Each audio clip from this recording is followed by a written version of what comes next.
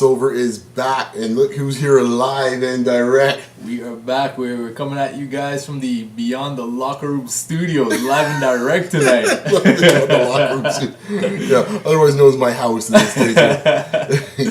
Oh, and just in case here, a little blurred lines action here. I actually am, even though I love me some Marvin, don't think it was the right decision. Actually, by the way, what do you think about that? I was going to ask you about that. I think we're going down a slippery slope when we start making these types of decisions.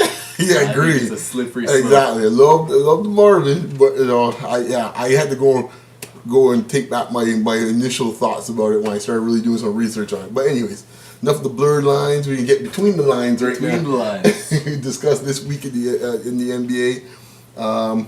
Let's see here. What we're gonna get into? Oh yeah. I almost didn't come today because I was going to take this week off. You're probably right. I was going to take this week off. Let you rest there? Get some rest this week. Right. Let you run with the show this week. Right. Yeah. Everyone's taking a little break off. The mend and heal and stuff like that. So let's get into it, man. We're going to discuss this whole resting issue in the NBA.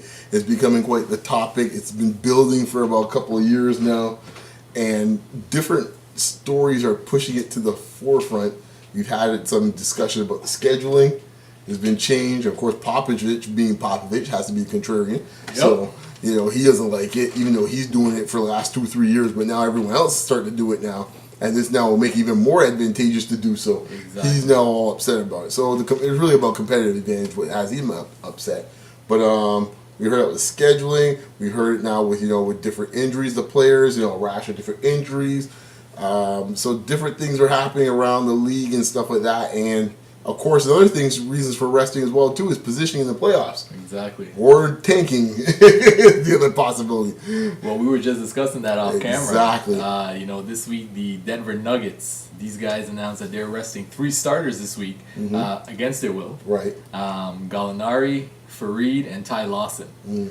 They've won 6 out of the last 8 games since they relieved Brian Shaw of his duties. So now.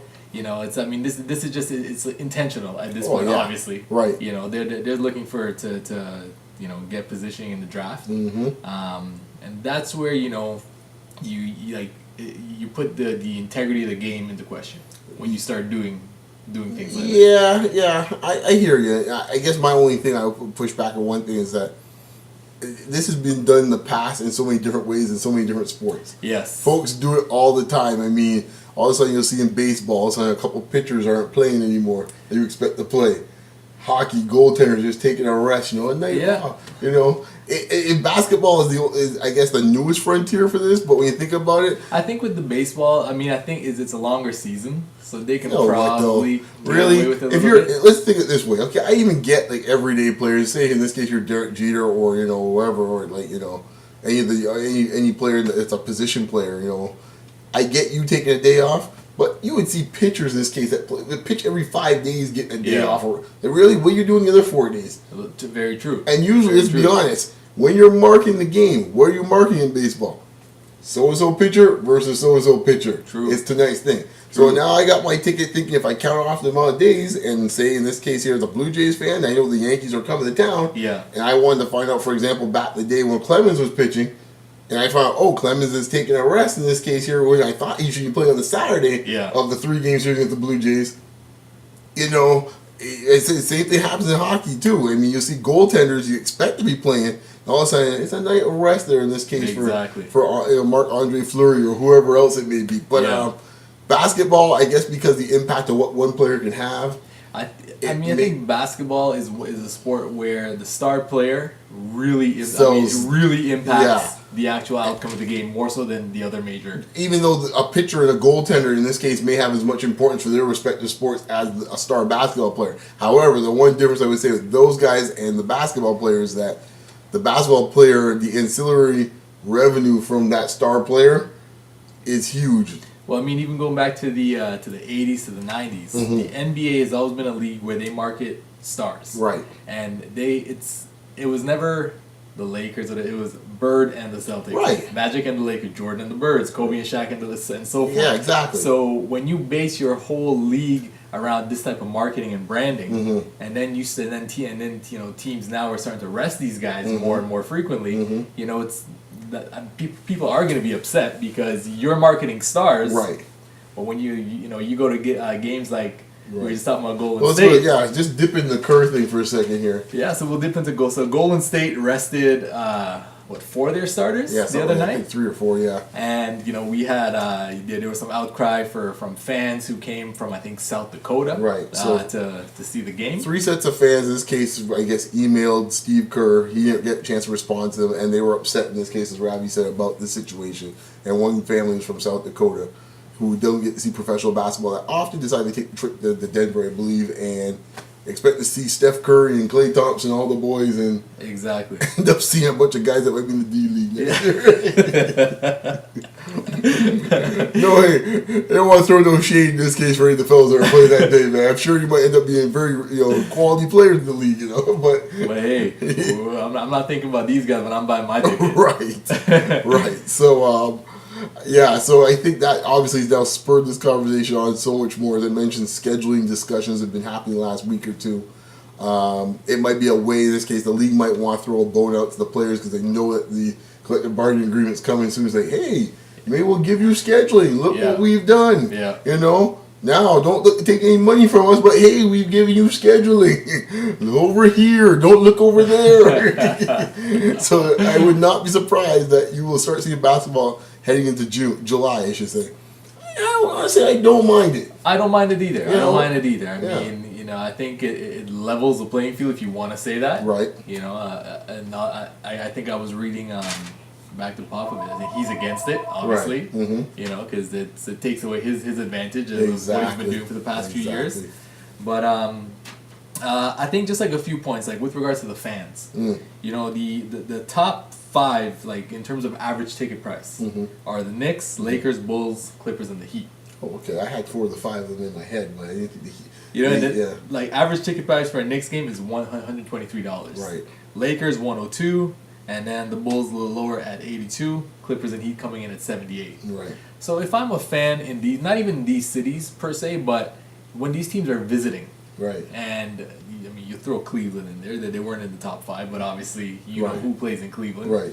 And I think Miami did it like last year, the year before, in a big game. Fans came and Wade and LeBron are in street clothes. Right, exactly. For rest. Right, for rest. So I mean, I can understand the attitude of the fans when they're looking at it from this perspective. Right. Like they're paying their hard-earned money to come see these guys play. Exactly. And you're seeing, all due respect to the Birdman and Shane Battier, hey. We're not coming to see these guys. No. Okay, so I'm gonna play devil's advocate. I'm gonna push back for a second here, just to kind of mix this up a bit. So I'm sitting there going, if I'm the players, like, okay, you have me play 5 games in 7 nights, 3 games in 4 nights, back to backs through the yin yang, so you can adjust things and make more money, be it on an all-star break or whatever you want to do in this case here.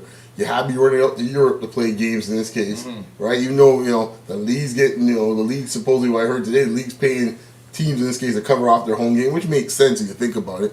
But what is it in it for the players? Were the Europe games only in the preseason, or was there regular season? I think the regular season. The Raptors went just a couple of years ago against New Jersey, where they were in Brooklyn. They played in England. Yeah, they played back-to-back games out there. So I think that both teams lost revenue for that game of the Raptors and New Jersey went out there. I think they were the first ones to go out there. Yeah. So I'm sitting there going like, okay, all these things are being done. It's almost like in a certain way, it's almost like how the situation is in football. You're saying the right thing, saying you want to protect the player. But yet everything you're doing is about the dollar bill and not looking to respect the player, in this case, and protect the player. Yeah. And I'm going for this day. I'll say, okay, so everyone says, oh, they're resting. I hear all the old G's say, oh man, back in my day. Look, let me tell you something, folks. All right, I seen if you go back and look at those old school videos, especially the '80s. Ain't not a lick of defense getting played out there. Okay, yeah, fair enough. The '90s defense was being played, but the defense was very different than what's getting played today. Defense back in that day was pretty much I throw the ball in the post, I sit and I watch as the post player bounces the ball 3-4 times. Anyone that plays basketball knows in this case that's a less taxing way to play in defense because then I double down and chase back to my shooter.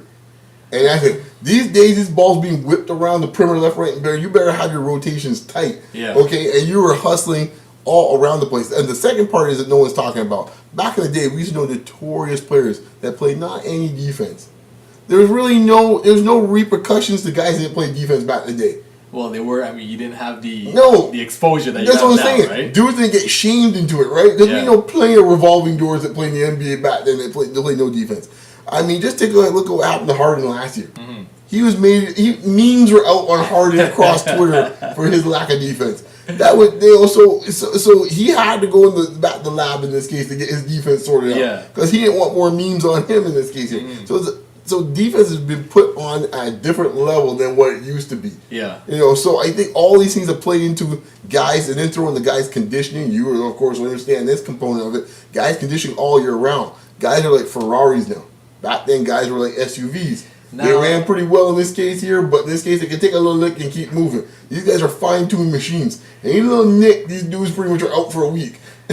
And you see, that's the part. I mean, I totally get that part of it with the conditioning and things like that. But I think that these guys have access to the best of the best in terms of rehab, prehab. Right. I mean, we saw LeBron putting out a picture of him on the plane with his compression wraps. Right. Kobe travels with his cold tub and all this type of stuff. And right? I think that training and fitness translates to how these guys can just recover and play the type of defense they can play, especially when you get the playoffs. Yeah. And you're seeing guys like playing offense and defense at some unbelievable levels. Yeah.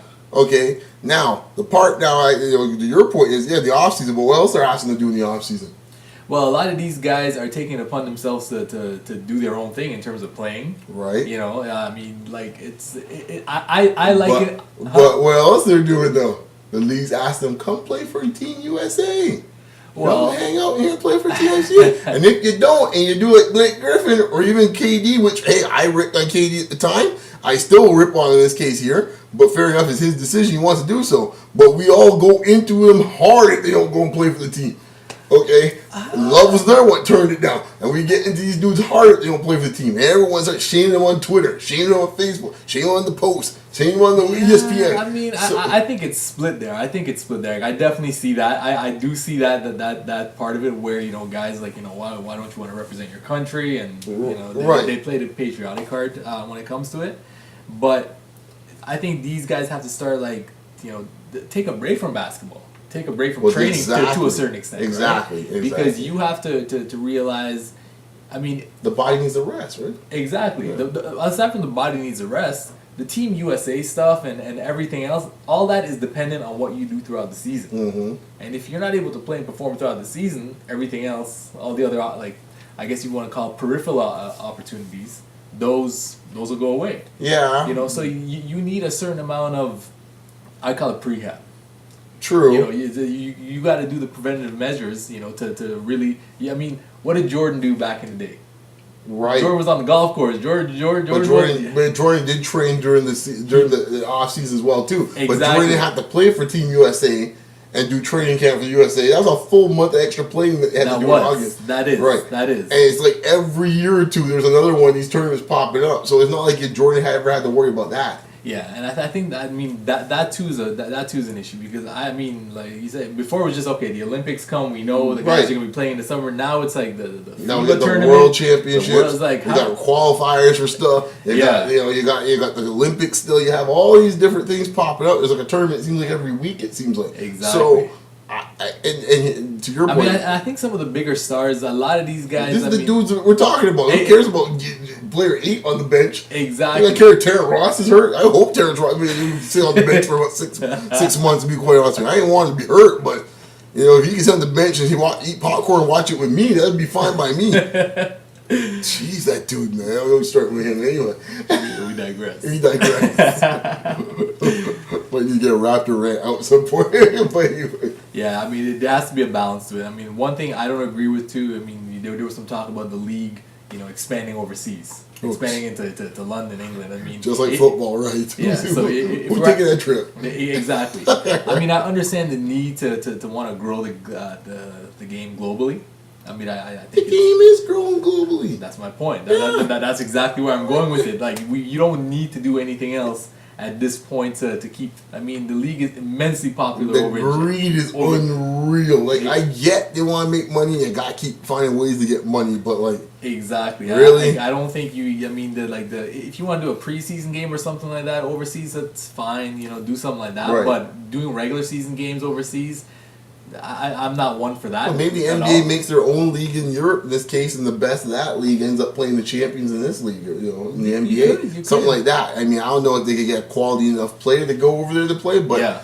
when it's all said and done, and going back to the fitness component of it, obviously that's your expertise and stuff like that. I see it as, I see the human body, especially with athletes, it's like threads on a tire, right? You only have so much mileage on that tire. True. And if you're wearing it out, and some of it's their own fault from too much training. Yep. But they still can pace themselves. But then when you start incorporating all these other things involved, like these tournaments and stuff like that, all of a sudden now you're wearing out that tire in this case here. And at some point it's going to give, I mean, it's not like the all-star game, the back-to-backs, everything's one thing, but you got to ask you all these star players, you think about how much minutes these guys are playing.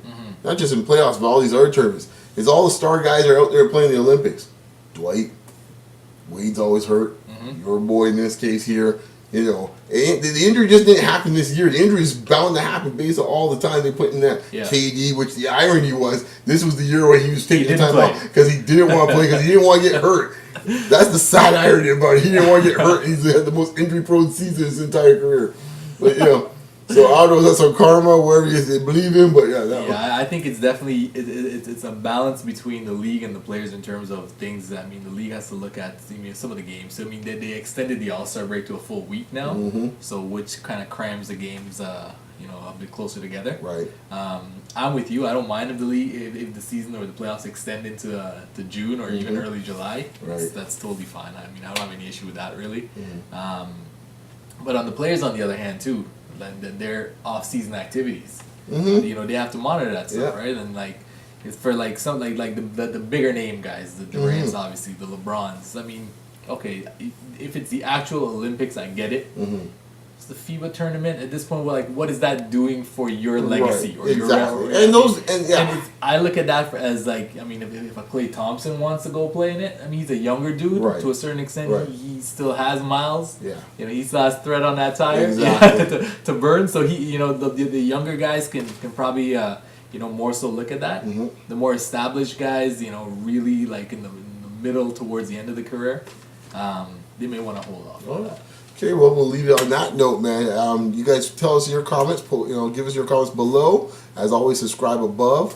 And, we're glad to hear your comments and, keep on giving us that feedback and keep on liking us and subscribing to us, man. And once again, where can the good folks find you, Ravi? At Mr. Ravi_Porvita. Yeah, that's done live today, folks. That is done live. Exactly. You can find me at Beyond Locker Room, short for RM, man. Anyways, take care, folks, and we'll talk to you next week. Peace.